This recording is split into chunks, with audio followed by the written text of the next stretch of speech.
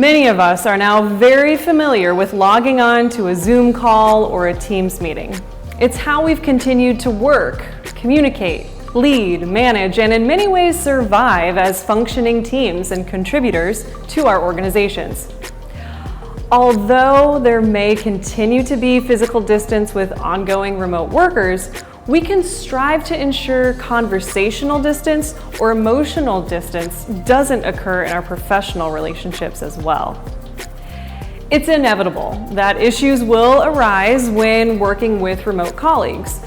Maybe it's specific to remote working, such as not being available to collaborate in the same way as you did in person, or that you notice a change in a colleague's behavior since working remotely.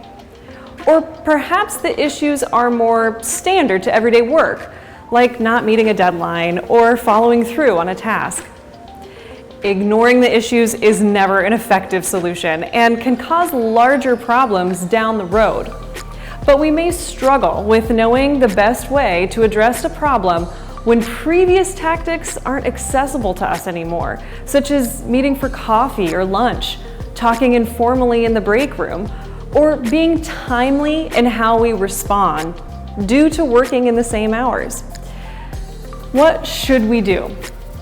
In the August 2021 issue of Talent Development magazine, Emily Gregory from Vital Smarts suggests 4 tactics for how you might approach addressing issues with a remote colleague.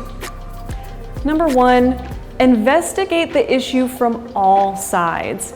Can you pinpoint what your real concern is? What missing pieces of information might fill in any misunderstandings?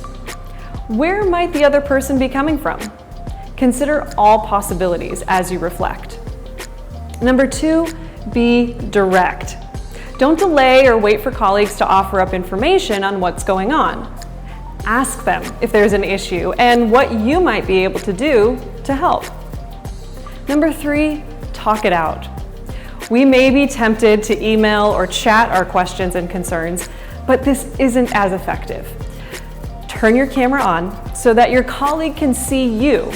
You're there physically and you're there mentally. Being able to read each other's nonverbal communication helps eliminate misunderstandings. Number 4, aim for mutual understanding.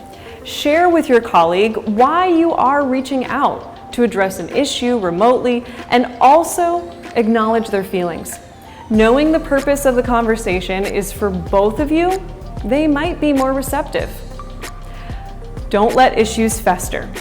When we are working remotely, we have to be intentional and proactive when resolving problems and addressing concerns. Your colleagues will appreciate that you care, and in the end, create healthier, more productive teams.